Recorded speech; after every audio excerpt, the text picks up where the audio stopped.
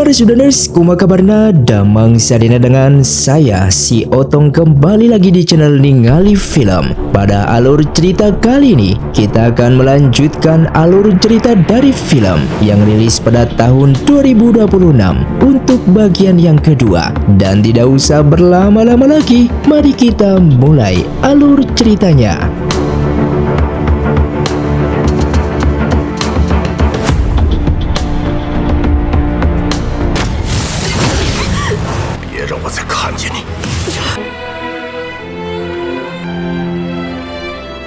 Film pun dilanjutkan dengan Xin Mei bertemu kembali dengan adik seperguruannya, Seng, yang melacaknya menggunakan burung peniru.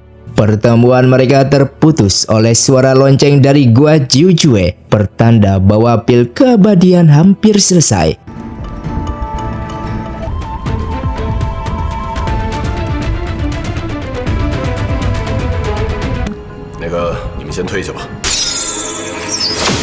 Di perjalanan, mereka dihadang oleh Bai Zongying. Xin Mei menantangnya dengan sebuah ramalan tentang juru selamat yang lahir pada hari ke-9 bulan ke-9.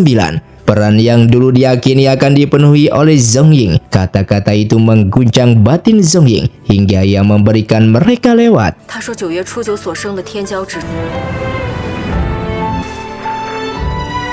Di dalam goa, Su Tai yang melemah di kursi rodanya memerintahkan murid-muridnya untuk memacu Tungku menuju tahap akhir.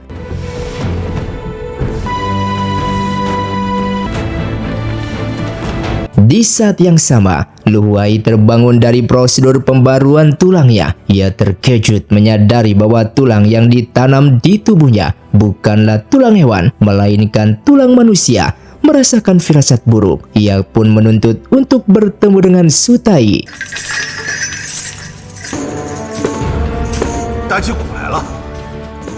Di luar, suara 28 genderang mulai bertalu untuk menghormati Sendong. Namun Lin Muan menyadari ada yang salah. Musik kecapi yang dimainkan bukanlah lagu perayaan, melainkan melodi perpisahan, sebuah lagu kematian.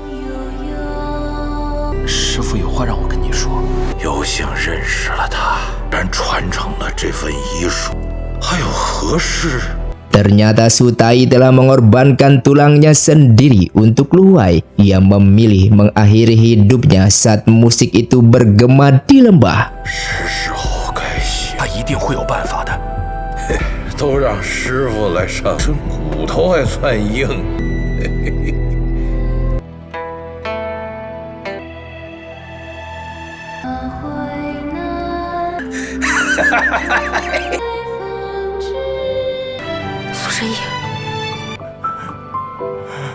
Ketika Lu Huai tiba di Gua Jiujue, Su Tai telah tiada. Guru dan murid itu tidak sempat bertemu untuk terakhir kalinya. Seiring kematian Su Tai, Tungku alkimia meledak hebat. Pil keabadian yang dinanti-nantikan hancur menjadi abu.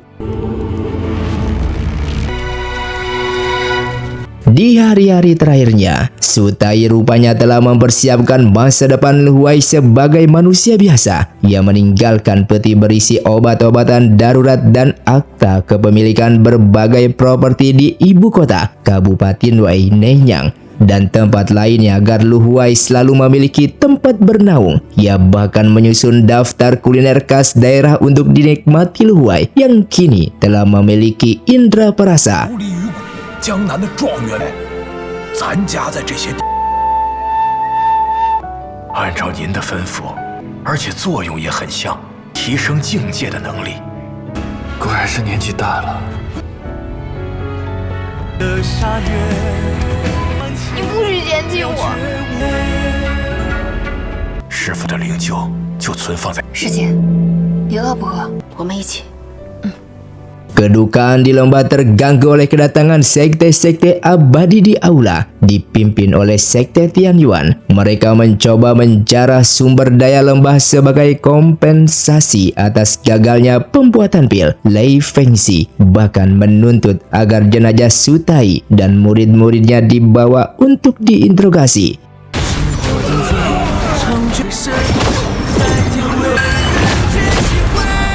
Kemudian Lu Huai muncul dan dengan mudah menghabisi para penyusup tersebut. Ia mengungkapkan jati dirinya sebagai guru dari Su Tai. Dengan kekuatan yang luar biasa, ia mengancam akan memusnahkan sekte manapun yang berani mengusik lembah Chongling.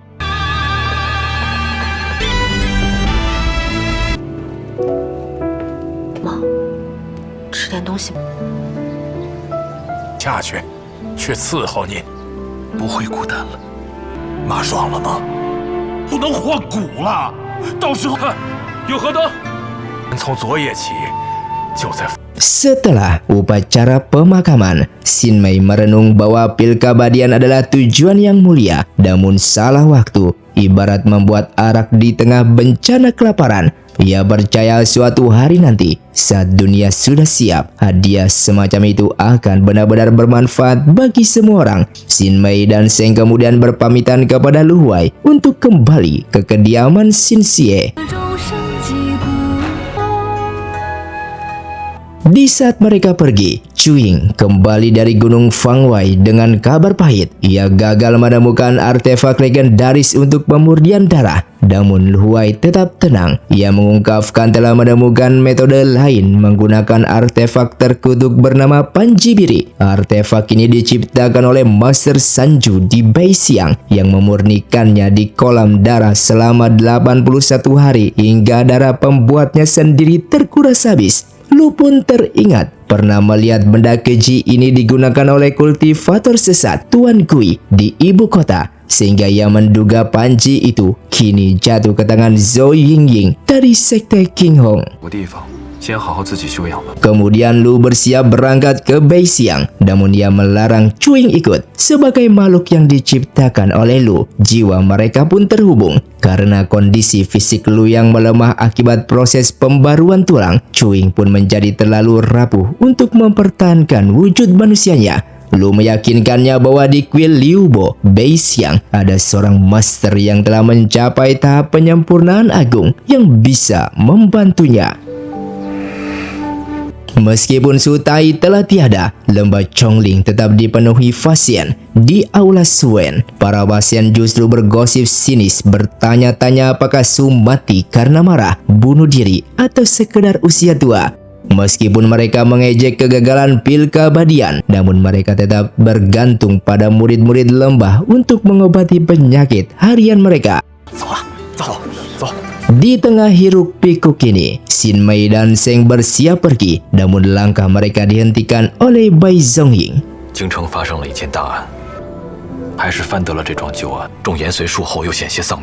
Bai Zongying memberikan teka-teki tentang seorang wanita yang membersihkan nama suaminya dengan kekerasan, memancing Xin Mei untuk memikirkan masa lalunya sendiri. Ia menduga hilangnya ingatan Xin Mei adalah akibat dari teknik khusus dan menyarankannya mencari kebenaran di Kabupaten Wei. Sebelum berpisah, Bai mengundang Xin Mei mampir ke Gunung Tianyuan jika suatu saat ia lewat. Di tempat lain, Liu Yunsu terbangun dan mendapati Li Si masih hidup. Ternyata Su Tai memalsukan kematian Li Si dengan makam kosong dan menyembunyikannya di ruang bawah tanah untuk mengobati lukanya.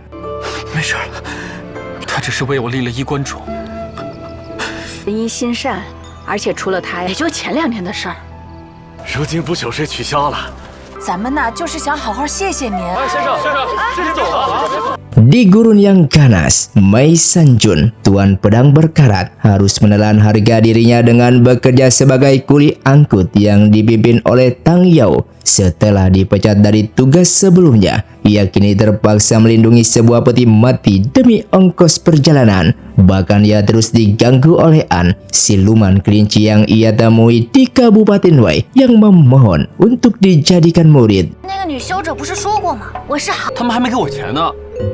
说不定有一日你就会答应了。走吧，走吧，师傅。大师兄回来了，是大师兄回来了。司马师兄，跟随我来吧。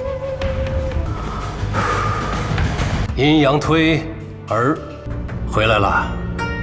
Di aliran Tianyuan, Bai Zongying berhadapan dengan ketua sekte. yang mengkritik ketidakadilan distribusi lencana Gyeongsan karena warga biasalah yang diperas melalui pajak dan tenaga untuk membuat pil abadi. Namun hanya sekte besar dan keluarga kekaisaran yang menikmati hasilnya. Ketua sekte menangis dengan filosofi tajam, pil dan senjata tidak mengenal benar atau salah, melainkan tergantung siapa yang memakainya. Ia menegaskan bahwa pengorbanan rakyat setimpal dengan perlindungan yang diberikan sekte abadi dari serangan siluman dan meminta Bai untuk fokus memperkuat diri agar bisa melindungi yang lemah.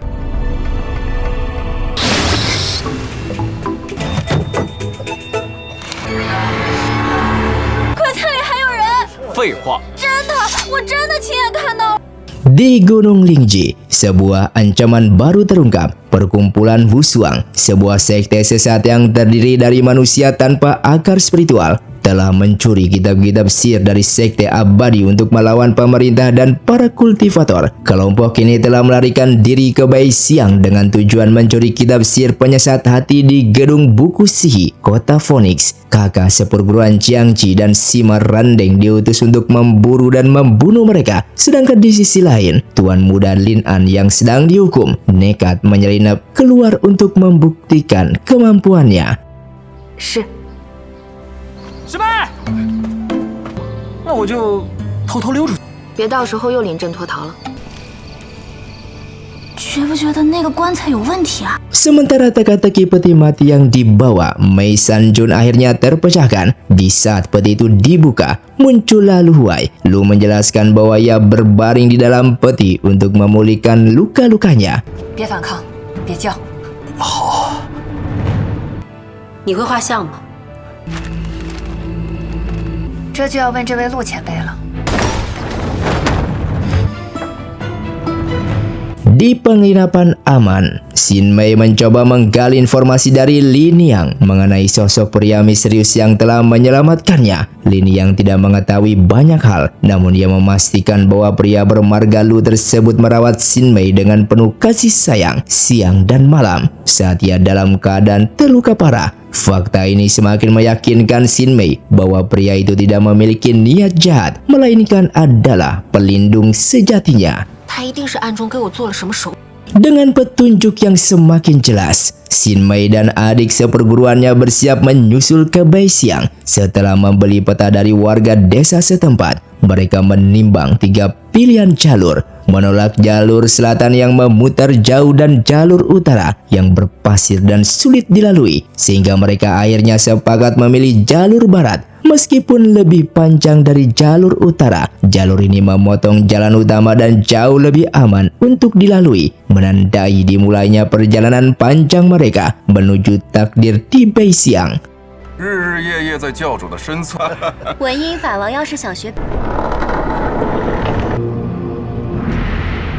Di markas utama aliran King Hong, aura ketegangan menyelimuti ruang rapat. Sang ketua aliran memanggil para raja sihir termasuk Wen Yin, Nian Kong, dan Tiling. Setelah hancurnya altar Bisui dan tewasnya Hewabu akibat sihir penurut, Sun Mu Chiangang dengan penuh amarah mengajukan diri untuk memburu kultivator misterius yang bertanggung jawab atas kekacauan tersebut.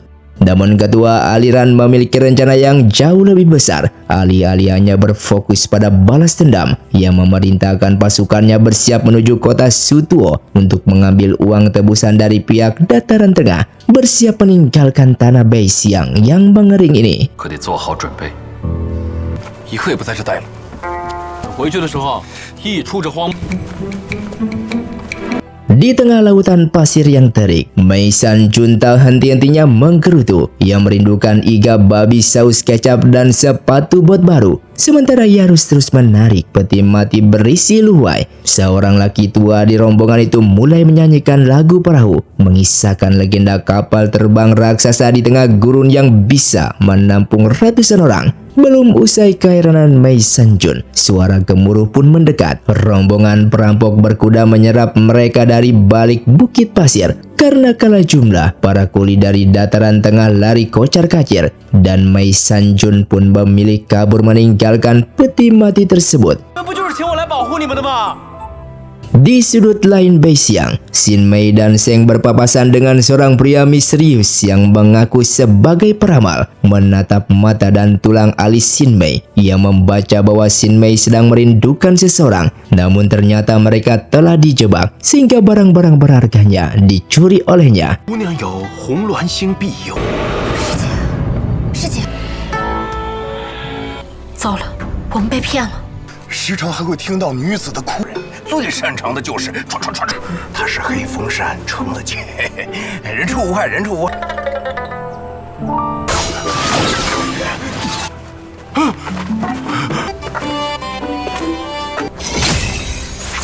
Kembali ke Mei Sanjun, ia akhirnya tiba di sebuah penginapan kecil dengan peti matinya, membuat sang pemilik penginapan kesal karena dianggap membawa sial. Peti itu terpaksa dipindahkan ke halaman belakang. 热水好了， Di dalam penginapan, salah satu kenalan mereka sekarat akibat sengatan kalajengking beracun. Nah, di lengannya sudah disegel, namun nyawanya hanya bisa diselamatkan oleh rumput xianglong yang tumbuh di bawah tebing batu gurun. Mei Sanjun, meski awalnya menolak, akhirnya bersedia pergi mencari obat tersebut demi menyelamatkan nyawa temannya. 哎呦，客官，你这是要出远？呸！穷鬼！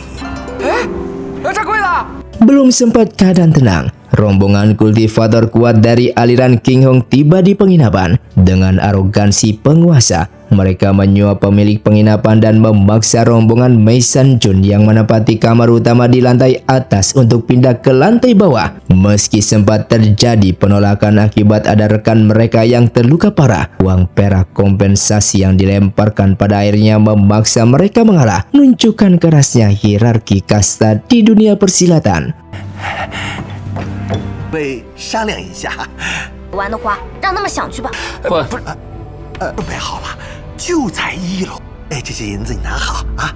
Sementara itu, di sebuah kedai makan mie, Xin Mei dan adik seperguruannya kembali tak sengaja satu meja dengan 3 pria penipu tersebut yang rupanya membiarkan mereka hidup meski telah merampok perak mereka. Ketiga pria ini ternyata sedang diburu secara besar-besaran oleh aliran Tianyuan, Gunung Lingqi, dan Gua Riue.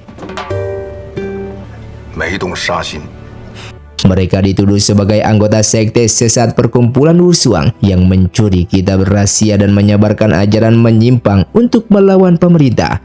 距离须陀城还有20里路。 姑娘，主人三面圣造是。 还不老实？哎，老师，老师，倒是你们3个普通人，本书拿！可是没有时间。 不管你们到底有什么恩怨，以后 Terjebak dalam pelarian bersama para penipu tersebut, Xin Mei dan rombongannya melarikan diri ke tengah gurun pasir hingga menemukan perahu terbang raksasa yang terbuat dari kayu jati negara Piao berusia ribuan tahun. 仙子勿怪，也不是从别的地方运过来，莫说是造出会飞的楼种。那是仙家传说中的宝物。请2位仙子勿怪。 Di sebuah tempat yang jauh dan kelam, tepatnya di Gua Qianyan, Aula Hundeng, terdengar suara seruan para murid yang bersujud menyambut keluarnya sang master dari pertapanya. Xia Xuanzi akhirnya keluar dari pertapaan panjangnya di Gua Qianlu, namun ia disambut dengan kabar duka tentang kematian putranya. Menggunakan kekuatan batin yang mengerikan, ia menembus tabir masa lalu dan melihat sosok Xin Mei sebagai dalangnya. Dengan mengetahui bahwa Xin Mei telah tiba di Beixiang, Xia Xuanzi melepaskan seekor gagak hitam sebagai pengintai dan bersiap untuk turun tangan sendiri demi menuntaskan balas dendam. Dalam perjalanan menuju Beixiang, Tai Xiqian mencoba mencuri hati Xin Mei dan Zheng dengan menawarkan sebuah kantong tidur khusus. Di momen ini terungkap sisi gelap dunia persilatan, bahwa penemuan-penemuan praktisi manusia seringkali ditekan oleh sekte-sekte abadi. Mereka melarang warga sipil menjual inovasi apapun agar tetap bergantung pada kekuatan sekte. 而且，未经大将师许可，千蝶正是诸将师的。 Diskusi berlanjut ke kitab Qian Die. Tai Siqian mengklaim bahwa teknik penempaan dalam kitab tersebut adalah milik leluhurnya Zhu Qiandie yang dicuri oleh leluhur sekte bernama Lin Ye. 灵米也是灵气的一大种子埋在土里。娘，都会乖乖的。娘。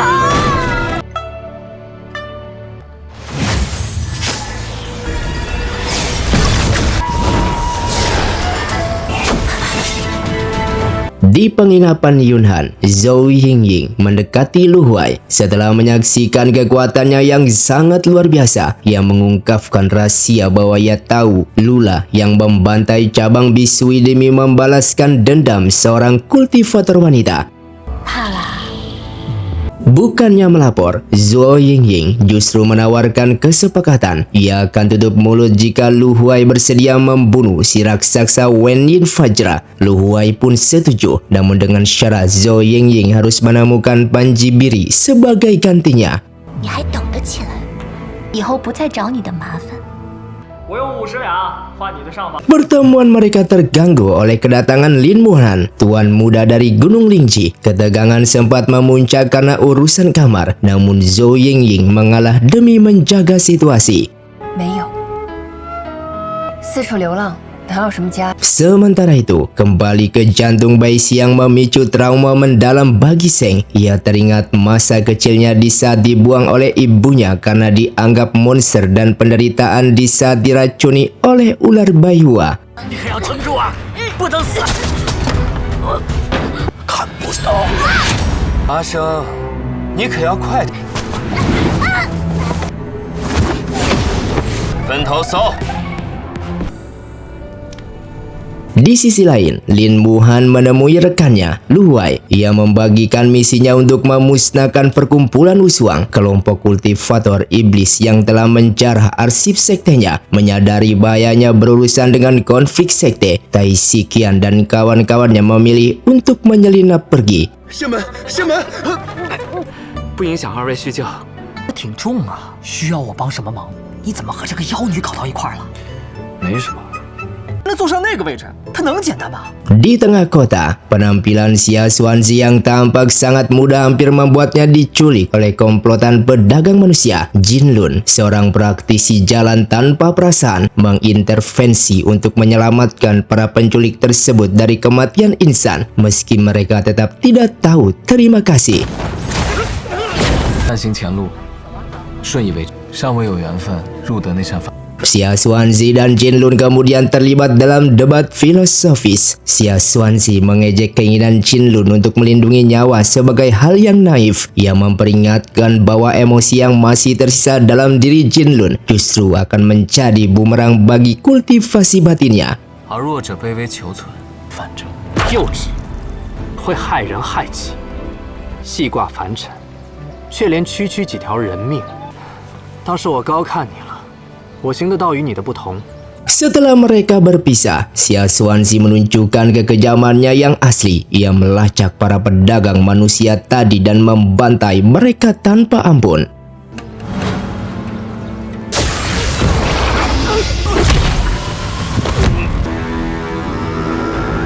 Tai Siqian mencoba mencari dana di kota melalui permainan undian kuda. Meski terlihat sah, masa yang kalah mulai curiga dan menuduh mereka menipu. Trio pengrajin ini terpaksa melarikan diri dari kejaran penjaga di bawah pengawasan Xinmei Danseng. 看一看中马，还是要兑现银子，大贵之人，恭喜发。多谢多谢多谢。我了，哪儿敢啊？就是这几个骗子。不必节外生枝，走。他上次帮我搬货呢，碧水潭去。 Tak lama kemudian, Xinmei Danseng menyelamatkan seorang pemimpin karavan dari penjara bawah tanah cabang Bisui.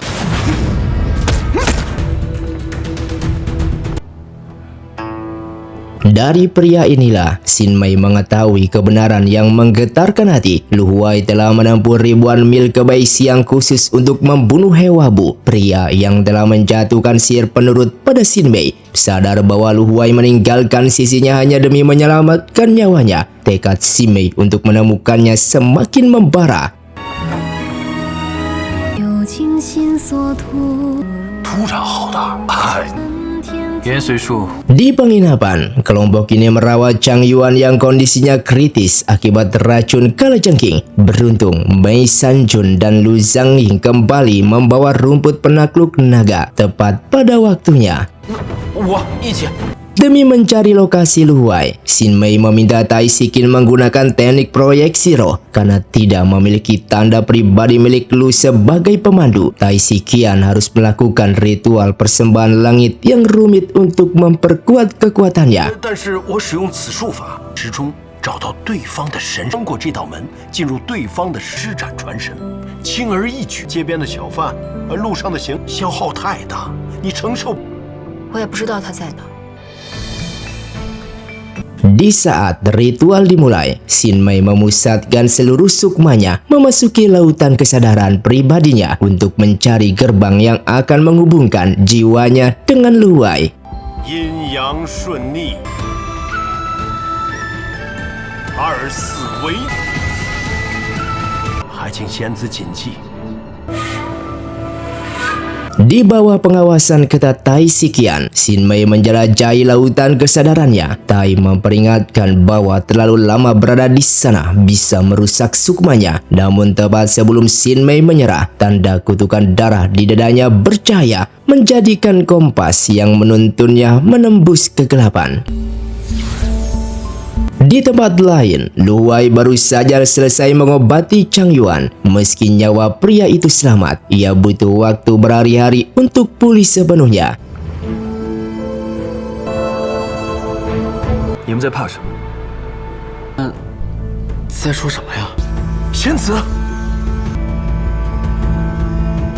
Tiba-tiba suara Xin Mei bergema di pikiran Lu Huai. Tanpa ragu, Lu langsung bermeditasi untuk menemui Xin Mei di alam spiritual. Di sana, Xin Mei mengungkapkan bahwa ia menggunakan teknik proyeksi roh mengikuti benang darah dari perjanjian mereka. 其实也很难分辨， 找我做什么？ 难道你不知道？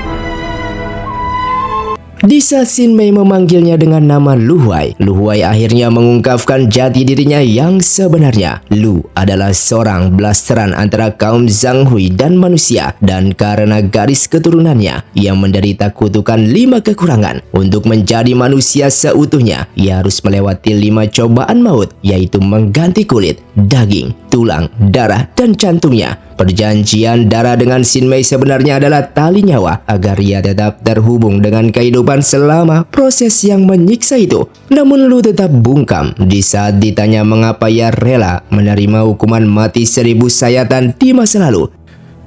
不对劲。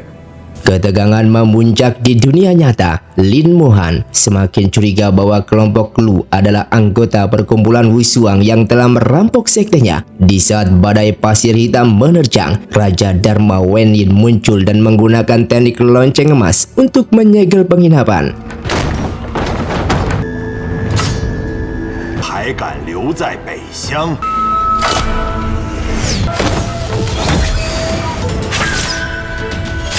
Lu Huai terpaksa bertarung dengan kekuatan luar biasa. Ia menghancurkan resonansi lonceng yang menyiksa dan mematahkan ilusi Wen Yin. 有点手段。阿生， Namun ancaman lebih besar mengintai di luar. Xia Xuanzi telah melacak Xin Mei menggunakan gagak hitamnya.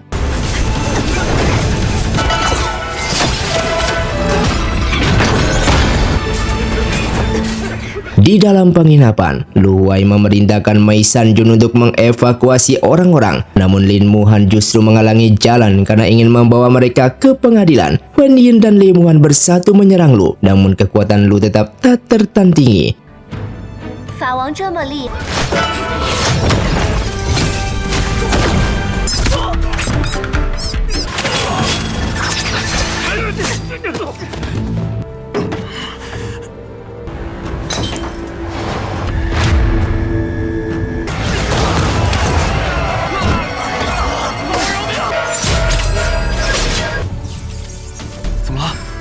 过！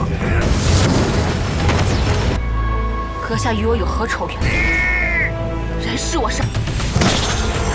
Di saat merasakan Xin Mei dalam bahaya maut menghadapi Xia Xuanzi, Lu Huai melakukan langkah beresiko. Ia menggunakan proyeksi roh untuk merasuki tubuh Xin Mei. Meski raga Xin Mei hanya berada di tahap bawah, Lu memanfaatkan sifat Xin Mei sebagai benih suci untuk mengeluarkan kekuatan dahsyatnya yang melampaui logika hingga akhirnya berhasil menumbangkan Xia Xuanzi. 你是何人？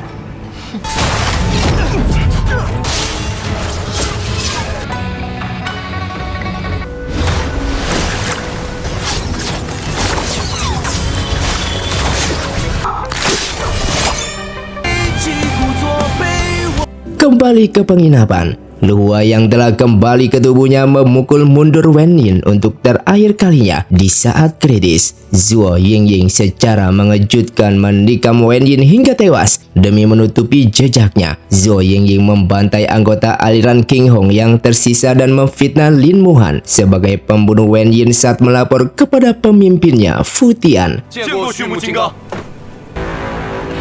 拜见教主。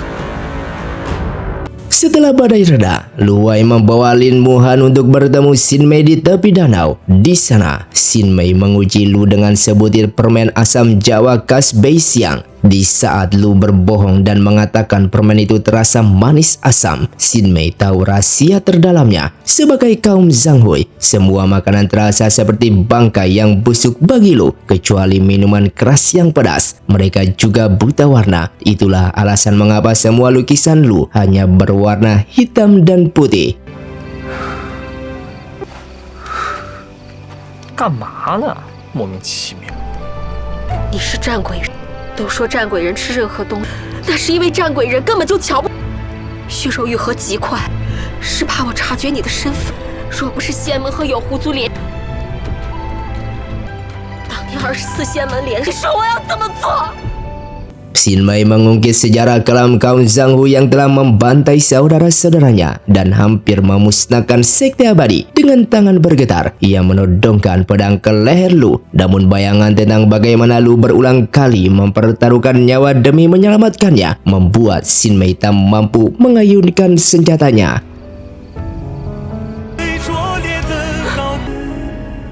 Di saat Lu Huai itu melangkah pergi, Xin Mei tenggelam dalam isak tangis dan konflik batin yang menyiksa. Di tempat lain, Aseng memilih jalan sendiri. Ia meninggalkan surat perpisahan untuk Xin Mei di penginapan dan pergi ke pegunungan. Namun ketenangan yang ia cari justru dihantui mimpi buruk tentang rekan-rekan seperguruannya yang dimangsa secara keji oleh kaum Zhang Hui.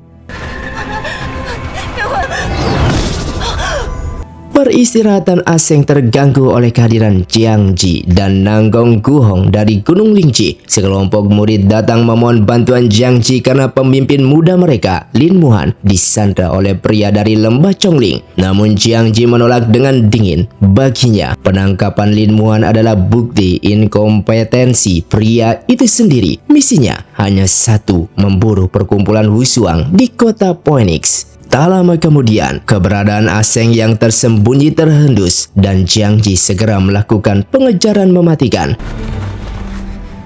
Di Bei Xiang, Lu Huai masih menyandra Lin Muhan sebagai jaminan keamanan rekan-rekannya. Namun di saat mereka berhenti untuk makan, kondisi Lu tiba-tiba merosot tajam. 是你抓我来的，现在要赶我？陆兄，这个你必须得尝。哎，人呢？ Serangan kali ini jauh lebih hebat. Lu Huai limbung di jalanan, dihantui bayangan ibunya yang membisikkan hasrat gelap untuk memangsa darah manusia. Lu bertarung melawan nuraninya sendiri hingga Cuing datang dan memukulnya hingga pingsan untuk menghentikan kegilaan tersebut. Sementara itu, Jiang Ji berhasil menyudutkan Aseng. Meski Aseng melawan dengan sengit, ia bukan tandingan Jiang Ji yang telah mencapai tahap Jin dan Intimas. Di saat mencoba melarikan diri, sebuah pedang menembus dada Aseng. Jiang Ji membiarkannya mati di tengah gurun.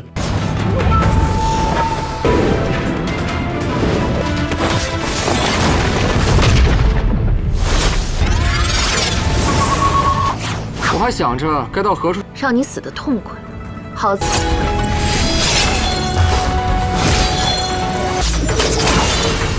还差点和白宗英的人动了手。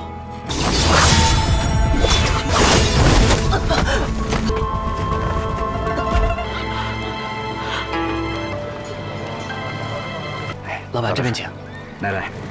Yakin tak ada yang bisa selamat dari luka seperti itu. Namun Jin Lun yang baru tiba merasa sangat terpukul mendengar kabar tersebut. Ia tidak menyerah dan terus menyisir gurun hingga akhirnya menemukan tubuh Aseng yang sekarat di antara gundukan pasir.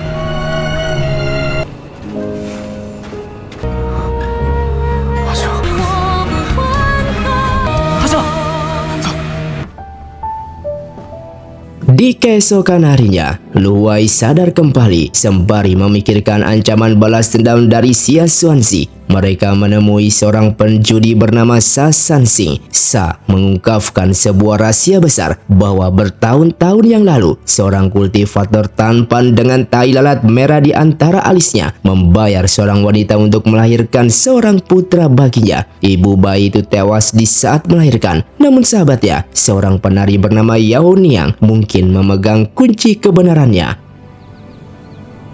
穿着打扮不像是中原人。什么事儿？就与我那相好的有关。就大着肚子回来了。回来的时候，他当时跟我说过，那修者的没，他肚子挺得很。孩子在什么地方？姚娘？哎，你别误会。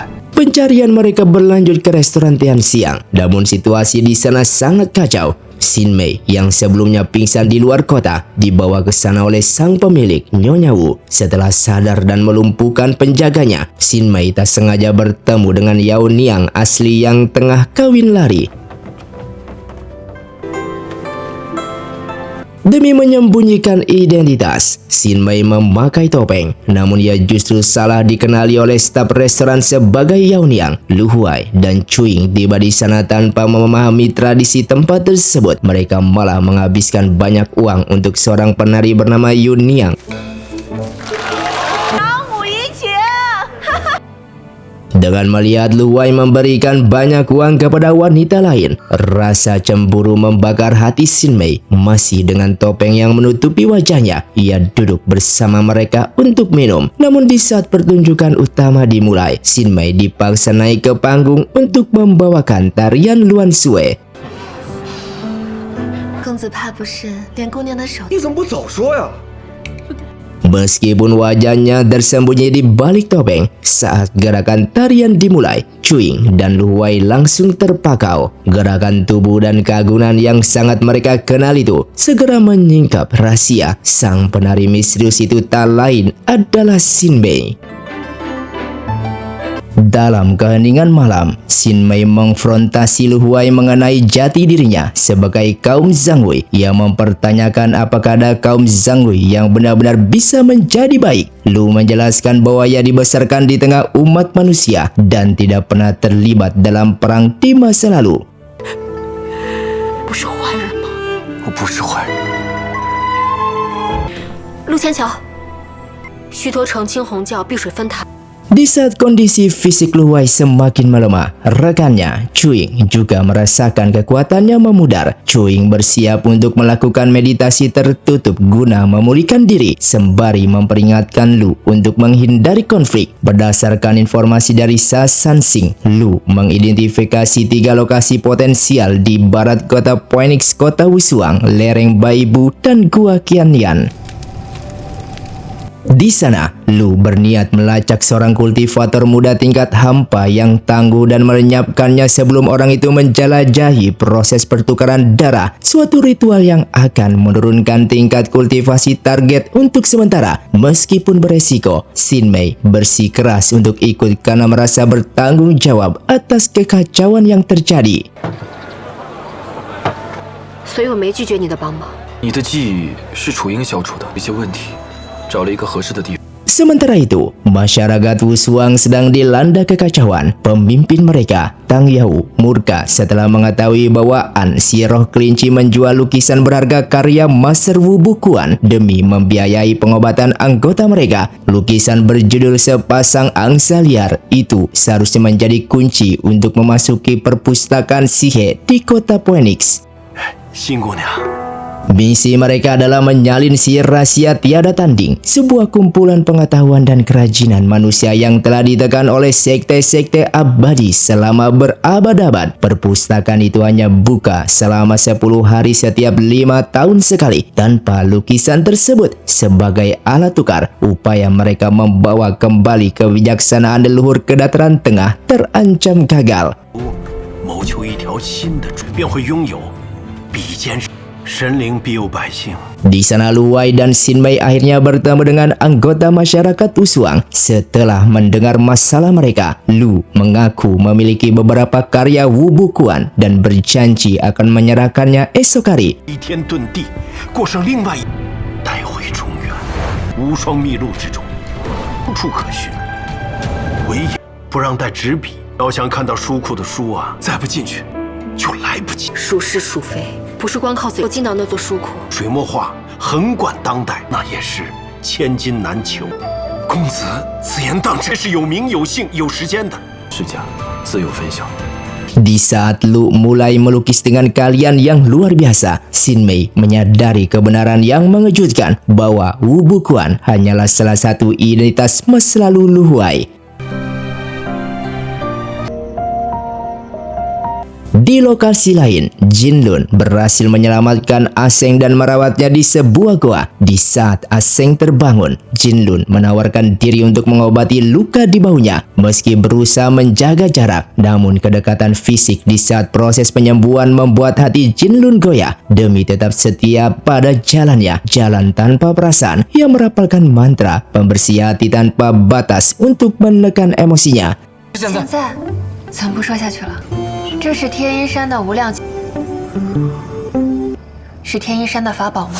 你是9月初9的生辰，安稳的过好这一生。 Di saat fajar tiba, Aseng menyadari bahwa mereka berada di Goa Qianyan, tempat yang memicu ketakutan mendalam yang tak terucap dalam dirinya. Di keesokan paginya, Lu Wei menyerahkan lukisan-lukisan tersebut kepada masyarakat Wushuang. Meski awalnya sempat ragu karena Master Wu Bukuan dikenal hanya menggunakan tinta hitam tebal tanpa warna, mereka akhirnya tuntas diyakinkan oleh kualitas karya yang luar biasa itu. Lu menolak pembayaran apapun, menghibahkan lukisan-lukisan itu demi menjaga warisan pengetahuan umat manusia. Terpukau oleh kemurahan hatinya, anggota masyarakat Wushuang bersikeras menjamu Lu Wei makan sebagai tanda terima kasih. 老头说的对不对？ Kelompok itu pun berkumpul menikmati pesta, termasuk hidangan ayam asap Li yang terkenal dari kota Phoenix. Namun suasana hangat itu perlahan berubah menjadi sesi berbagi duka. Seorang pria bertopeng yang merupakan mantan prajurit mengungkapkan kebenciannya pada sekte abadi. Ia adalah satu-satunya penyintas dari tim yang dikirim untuk membersihkan lembah Dahuang setelah kegagalan eksperimen sekte api suci yang menyebabkan keruntuhan tanah. Dengan tubuh penuh luka parah, ia kini mencari pedang yang bisa menembus jantung para petinggi sekte yang ia salahkan atas kematian saudara-saudaranya. 可你们忘了，可如今平安。 Kesabaran Xin Mei akhirnya habis. Ia berargumen bahwa meski sekte tidak sempurna, merekalah yang menumpahkan darah dalam pertempuran Pinghu demi menyelamatkan umat manusia, yang mengingatkan mereka bahwa Master Yun Tuzi dari sekte api suci telah mengorbankan hampir seluruh muridnya demi melindungi Suzhou. Merasa frustasi karena pengorbanan sekte dilupakan begitu saja, Xin Mei menggebrak meja dan pergi dari sana. 立场不同，自然少不了坏的问题。Sambil berjalan, Lu Huai mengungkapkan jati dirinya. Ia adalah anak dari ibu seorang iblis perang dan ayah seorang manusia. Ibunya meninggalkan kaumnya demi cinta, namun kemudian mendapati bahwa sang ayah adalah mata-mata manusia yang mengumpulkan intelijen. Dalam amarahnya, sang ibu membunuh ayahnya dan meninggalkan bayi Lu Huai di tengah kobaran api. 已经是登峰造极了。 像一个凡人一样，好好的。如果真的有那一天， 让我用缤纷礼物为红尘伴，让金钱刀，让世界冷暖。 Keajaiban pun terjadi di saat badai hujan tiba-tiba memadamkan api. Ia kemudian ditemukan oleh masternya, Duan Xianyin, di kuil Liubo. Selama berabad-abad, ia telah menjalani banyak kehidupan termasuk sebagai seniman wubukuan. Namun keinginannya untuk menjadi manusia hanya semakin kuat. 别动！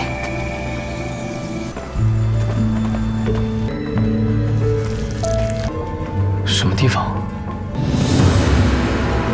Di sisi lain, di dalam api penyucian Gua 10.000 Iblis, Aseng berbicara dengan Jin Lun tentang masa lalunya yang traumatis. Ia menggambarkan kekejaman Xia Xuanxi yang meski berwajah muda, memiliki hati yang busuk, namun memiliki hati yang busuk. Terobsesi dengan ramalan Tausis gila yang menyatakan salah satu keturunannya akan menjadi dewa. Xia Xuanxi menghamili banyak wanita, membuang para ibu, dan mengendalikan putra-putranya dengan kutukan Tongxin, sihir yang memaksa mereka berbagi rasa sakit dan mematuhi perintahnya secara mutlak. 能够窥晓天机， 又何时能成神？那日我神游太虚之时， 会成神，继母留子。他把我们的命与蛊虫相连，又让你留有一口气在，都活成了他的模样。我从前怕的。 Kedamaian di kota Phoenix seketika hancur dengan kedatangan putra-putra Xia Xuanxi dipimpin oleh Xing Ye yang memainkan seruling dan si mata satu Lau Kuezi. Saudara-saudara itu mengepung Lu Huai dan Xin Mei.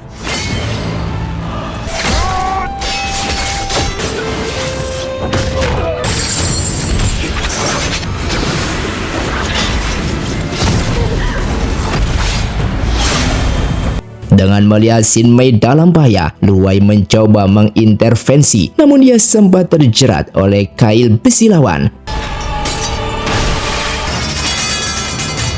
Setelah Lu Huai berhasil mengalahkan musuh di kursi roda, ia bergegas mencari Xin Mei, namun ia justru menyaksikan pemandangan yang sangat mengerikan bahwa putra-putra Xia Xuanxi tewas secara misterius satu persatu. 利刃刺穿这个。 Lu Huai membawa Xin Mei yang terluka kembali ke kota dan menyembuhkannya dengan memberikan darahnya sendiri. Xia Xuanxi kembali dan mendapati kotak-kotak serangga Gu miliknya telah dicuri. Lampu kehidupan semua putranya telah padam kecuali milik putrinya, yaitu Aseng. Ternyata Seng telah memasang jebakan, menyergap Xia Xuanxi dan menggiringnya menuju tebing Wusui.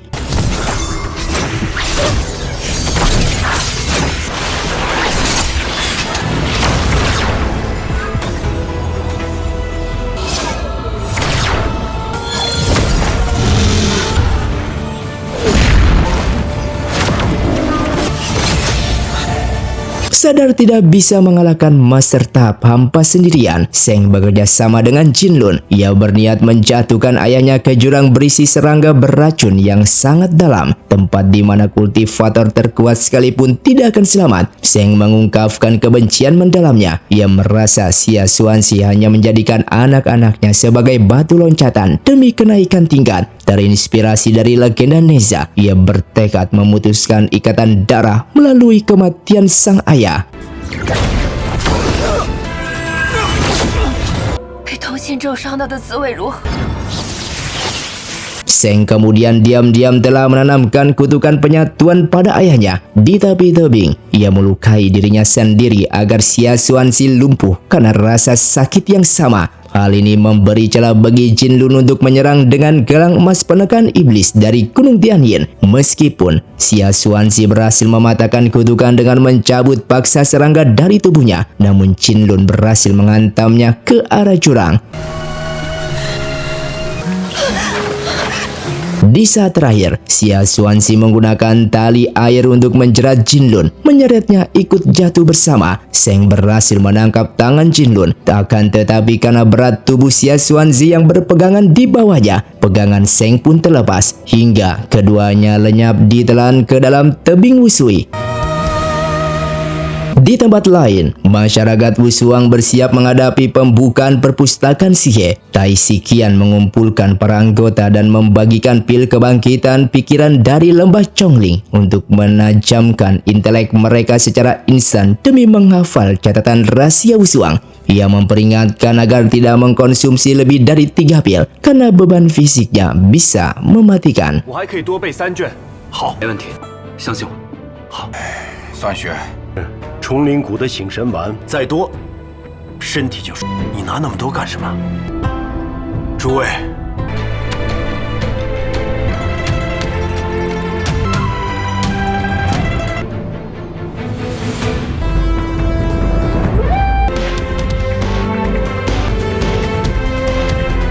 Setelah 5 hari tak sadarkan diri, Xin Mei akhirnya terbangun. Lu Wei menjelaskan bahwa putra-putra Xia Xuanzi mati karena seseorang telah menghancurkan Gu, pengikat nyawa mereka. Cobaan bersama ini membuat hubungan keduanya semakin erat. Xin Mei mulai memanggilnya dengan sebutan akrab Qian Qiao, bukan lagi senior. Mengetahui lukisan pemberiannya hancur di saat bertarung, Lu Wei membuatkan lukisan pemandangan baru untuknya. Mereka kini menetap sementara di rumah sahabat Lu, Sasan Siang, yang menyambut mereka layaknya keluarga sendiri. 我应该怎么称呼你啊？ Dan film pun bersambung. Terima kasih untuk kalian yang sudah menonton video ini sampai habis. Sampai jumpa di video selanjutnya. Saya pamit ulang dari Ningali Film. Siotong undur diri dan salam Sundaners.